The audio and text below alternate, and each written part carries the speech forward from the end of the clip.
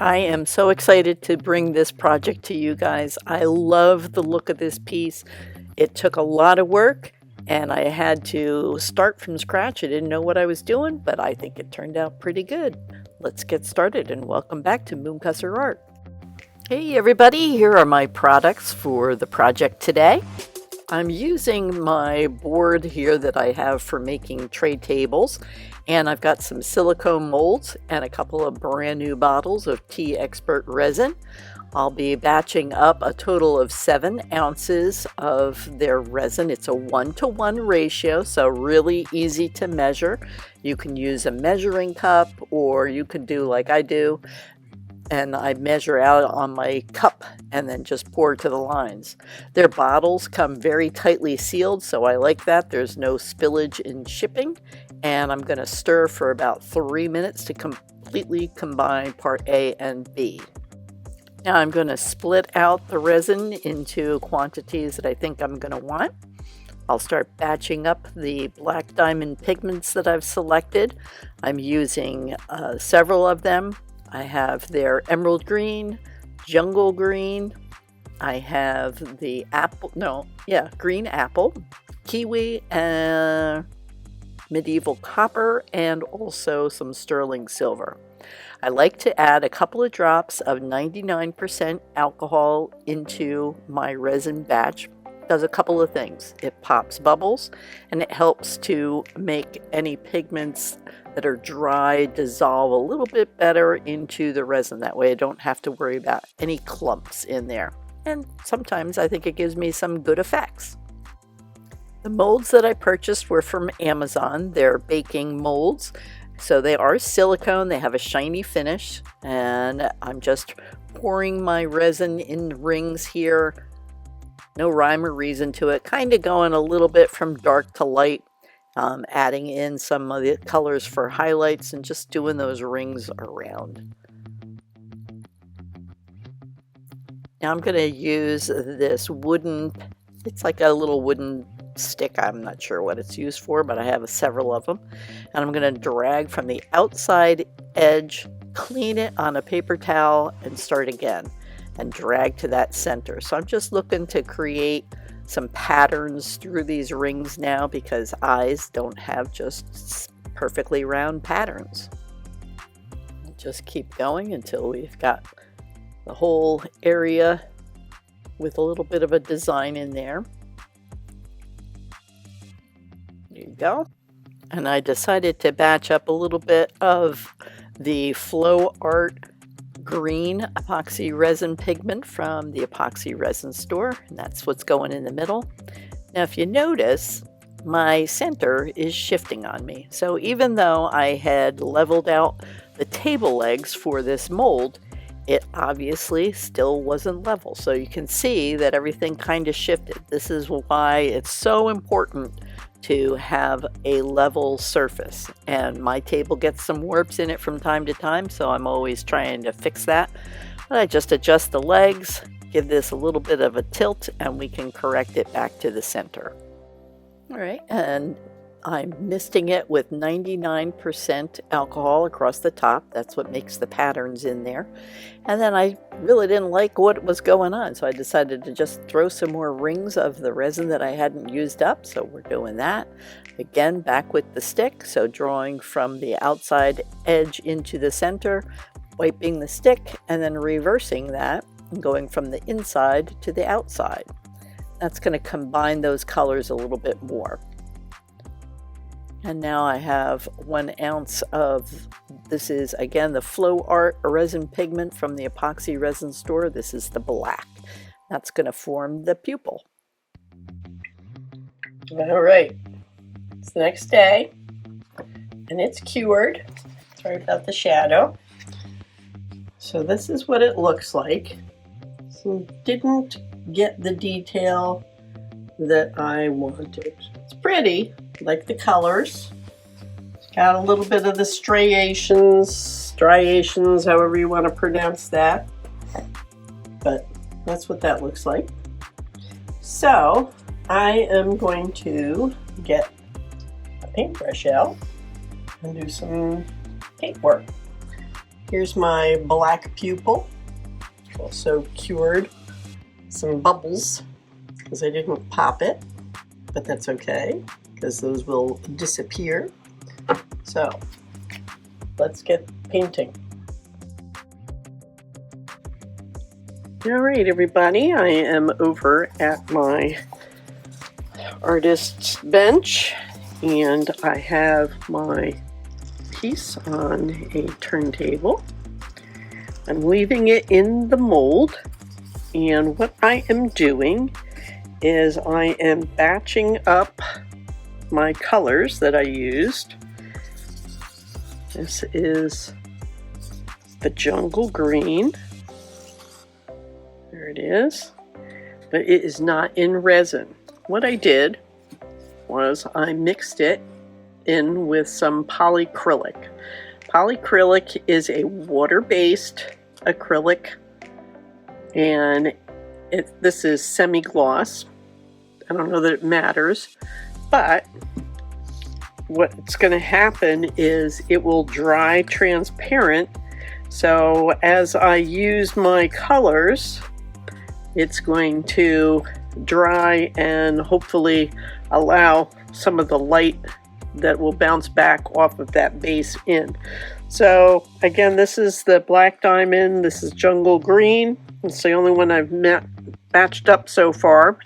Here's my pupil. I popped it out of the mold. So that's going to go in the center there.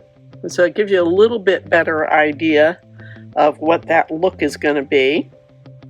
So now we're going to just add some of the details in here. And I've got a fine tip toothbrush. Who would brush their teeth with that? A fine tip paintbrush. That's what this is. That's a paintbrush. Anyway, and I'm just going to put some very thin strokes of this color on. I'm going to build the colors in to create that look of the eyeball. Here we go.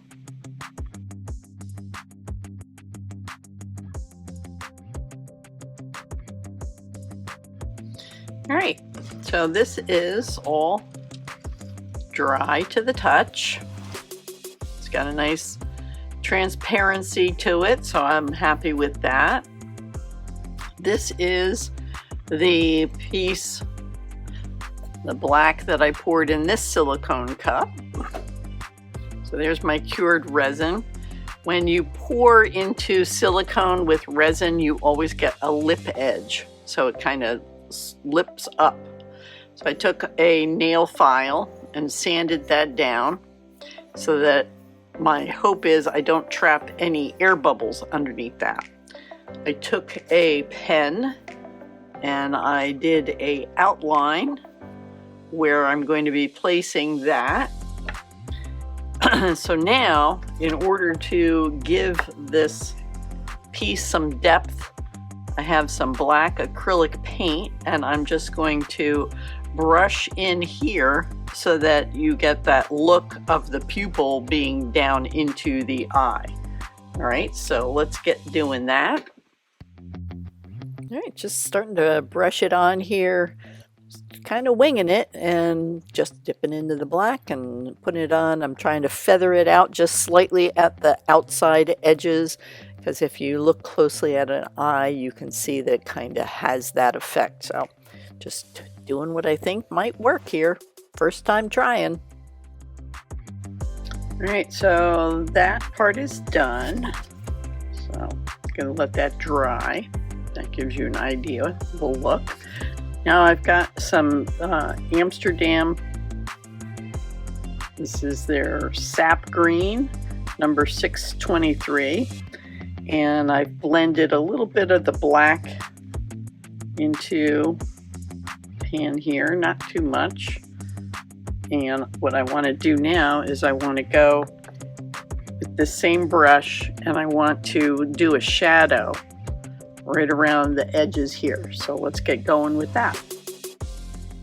Yep, so here we go. Just doing what I think looks good and having fun doing it. Remember to always enjoy the process, have fun, and learn as you go. That's what I do. All right, let's come down here and get a close look.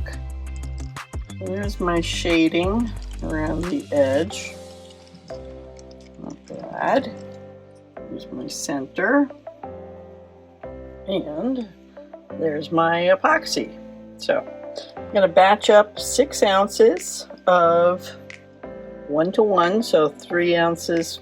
Well, I say 3 ounces. It's equal parts. I measure my cup using water. I weigh it. 3 ounces of water, 6 ounces of water.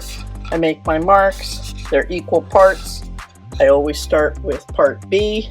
That's the hardener. It's a little bit thinner.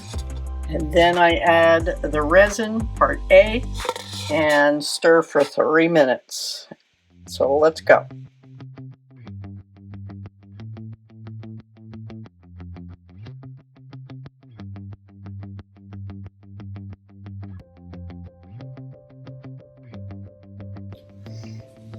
Okay, my resin is all batched up. I want to avoid bubbles, so I did run it through the vacuum chamber. I see a couple of tiny bubbles down in there, but otherwise it's looking pretty good. Those are actually floating up to the surface. You guys probably can't see them in there, but I can. Anyway, so we're gonna fill this and we're gonna drop in the pupil. Make sure it's clean. See a piece of dust sitting on that. That would be bad. Anyway, let's get this in here.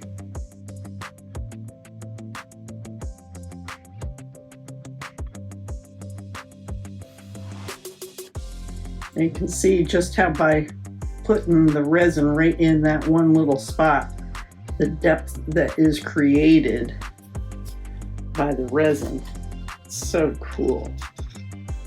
Love it. So put it there because I want to drop this into that and position it carefully.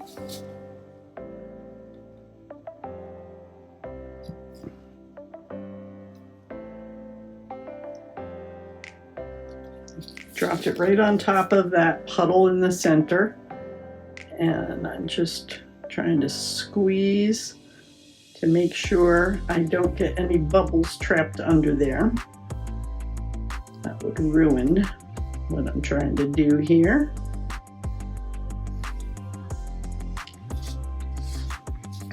And then we're going to add the rest of the resin. I'm going to pour it onto the stick to try to eliminate as much bubbles as I can. You see how I'm pouring it on there and letting it then run. That puts the resin closer to the piece and avoids introducing bubbles.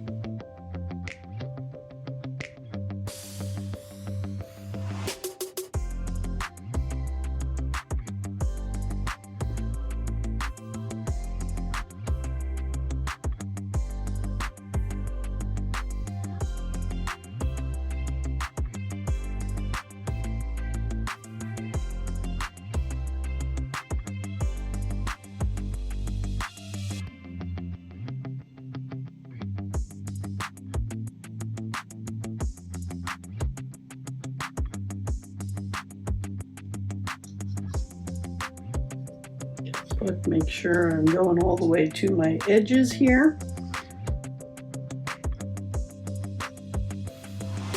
I did find that right in this spot, when I used the torch the first time around, I did get a little too much heat on the silicone and it did leave a mark there. So I'm probably gonna have an issue with that spot.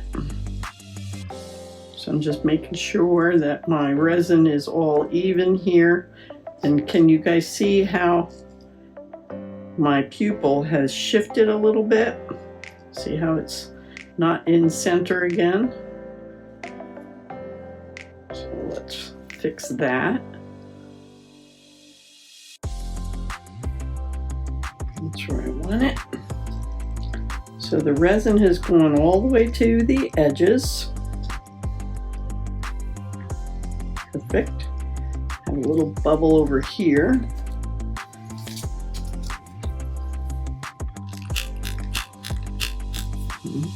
Don't know if I can pop it. Let's get a toothpick.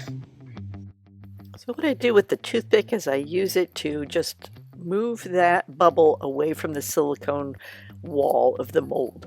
Once it's out into a middle area, I can pop it with the lighter and pop that bubble and not worry about damaging the silicone. Okay, it's looking pretty good. I'm going to babysit this for the next hour, watch for some bubbles coming up at the edges. Because I moved it around so much, I also cleaned up any of the paint that got on the sides of the silicone mold. So that kind of pushed it away and loosened that outer lip on here. So I'm going to babysit it, double check myself a couple of times, make sure I've got some good check on the air bubbles at the edges. But otherwise, that's as deep as I want it to go, because if I go too deep on this pour, this iris in the center is going to start to float. I don't want it to float. I want it to stay tight on there. And I do see a bubble popping up right there. So that's the kind of stuff I'm going to watch for. All right? And we'll see you later. All right, the next day, here's a quick peek. And we're going to start adding on some more layers now. So we've got our layer of resin all cured, and we're going to batch up silver pearl, black diamond silver pearl, into the polyacrylic. And again, using a very fine hair brush, I'm going to be adding on some details. So I'm adding in some very fine lines. These are going to be on top of that other layer of lines, so it's going to add and create some beautiful depth. All right, everything is dry. It's the next day, and we'll be using Black Diamond's Jungle Green, as well as some of their green apple. And I will be mixing that in this nice little handy tray, but I'll use the polyacrylic again so that I get some transparency through these colors. And instead of using a paintbrush today, I pulled out some of my natural sponges, tore a little chunk off of there, and I will be using that to apply in a stencil type of pattern. So I'll tamp off the color onto that plastic tray there to my right, and that way I can kind of make sure I don't get it on there too heavy. So I start with the jungle green first, putting that down, and this takes a little bit of time. And then I start working in with the green apple, and I'm liking it. And a quick little close-up of how all that looks. Pretty good. I'm liking this. Okay, it's a new day, and I have Black Diamond's Kiwi and Medieval Copper. Again, going to mix them in the little tray with some of the polyacrylic. Everything is dry from yesterday, so I let it cure overnight, make sure I didn't get any bleed through. And again, I'm back with my fine hair brush, and we're going to be adding in some more detail lines. So first with Kiwi, I like to start with the darker colors first, laying them down. Just doing some short little strokes, bringing it in a little closer to that iris to give some shadowing across that. And then we start using the Medieval Copper to give it some bright light in there. And one more peek at the progress. Okay, I'm going to batch up another 6 ounces of the Teexpert Resin. This again, it's the 1-to-1 by volume. Has nice low odor, barely anything at all, no VOCs, and it cures in 24 hours. So I always give it 24 hours. Now I'm going to drop a link in up at the top box there. It'll give you more details about how to mix your epoxy resin. So you might want to check that video out if you're a new viewer. And with the Teexpert, they seal their bottles really tightly. They have this internal cap, which I love because that's going to keep air from getting into the resin. Again, 1-to-1, equal parts by volume. And I always start with pouring the hardener in first because it's thinner and it's going to not stick to the walls of my cup. Pour that in there. I wanted to give an overhead shot here so you guys can see just how crystal clear this resin is, and it has minimal amount of bubbles when you mix it. Now I have been using the vacuum chamber, and I haven't been showing you guys what I do with that, but what I do is I put a larger cup down into the bottom, and then I get my cup of resin right over here, and then I set that. You can see there's barely any bubbles in there. It's very clear, but I don't want to risk anything at this point. So now we're just going to put that cup, has to go down into the larger cup. That's to prevent, if I look away or get distracted, I don't want it to overflow and get into my chamber. There's the gauge at the top. You can see it's got some stem valves there, and we're going to start getting those bubbles out. So let's close the valve, and we're going to turn on the vacuum chamber. And as the pressure drops, the bubbles rise to the surface and pop, and it is crystal clear after that. You might have a couple of little bubbles, but not much. And now we can pour that 6 ounces of resin. I'm back here using the leveled tabletop, and I'm making sure that it's flowing nicely. Everything looks good. Inspect it for any dust, and let's put a cover on. All right, let's unveil. It's the next day. Very nice shiny surface. Let's get that mold off of there. Put on some gloves. You should always wear gloves, especially with fresh resin. I've actually left fingerprints. There's one of my little pearls of wisdom. So just like I had said a while back, I thought I was going to have some trouble with the mold and the resin sticking because I used some heat to pop some bubbles early on. So you guys see the good, the bad, the ugly. Yeah, this is the ugly. Here we go. We're just going to tear that mold right off of there and have some silicone stuck onto it. So that mold is kaput. Bye-bye. Get you out of here. And let's work on getting that off of there. All right, so first we're just going to use a straight razor, and we're going to try to keep it as level as we can across the edge there. And just keep working carefully. I'm careful not to cut myself, guys. You should be too. Watch out. And we're just going to get that silicone off of that edge. I then used my X-Acto knife and picked at it, got it nice and clean. And I'm going to sand that edge also. All right, so here we are back at the art table again. I'm using the silver pearl from Black Diamonds mixed in with the polyacrylic. I left it very lightly tinted because I wanted to get a transparent effect through that so that you could see the details underneath. So that's why we did that other layer of resin, because it's lifting it off of that surface, so it's going to create depth. It's a lot of work, but I'm liking how it's turning out. All right, back at the resin table, I've covered my leveling board with some plastic as a drop cloth. I've also I've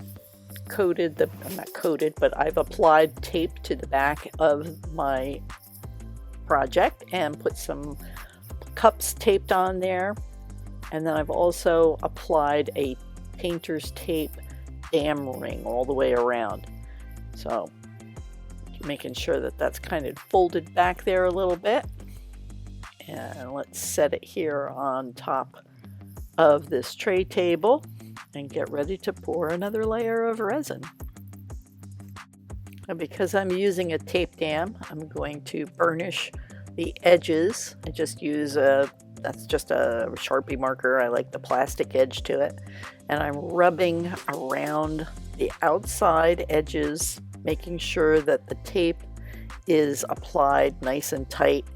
If it's not tight on there, you're going to get leakage, and you'll be letting your tape dam sit there and it'll start leaking.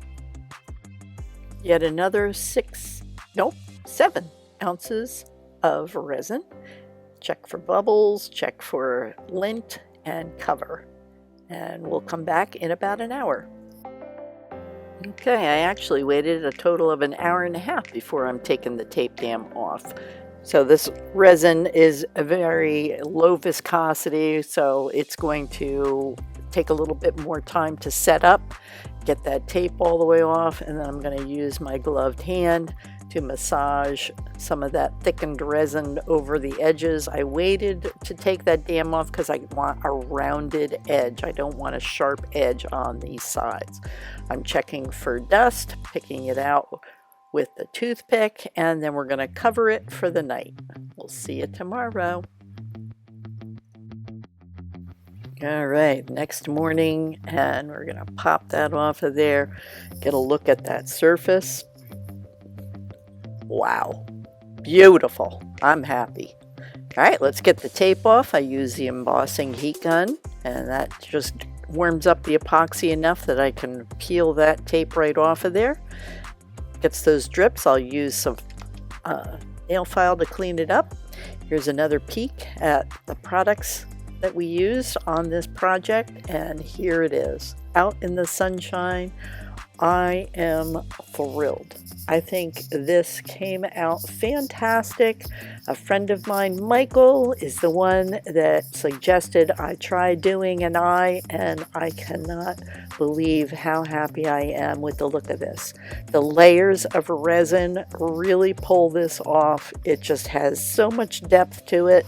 Can't pick it up on the camera, guys, as much as I wish I could. I hope you enjoyed the tutorial. All the products are in the description box, and we'll see you here again on Moonkusser Art.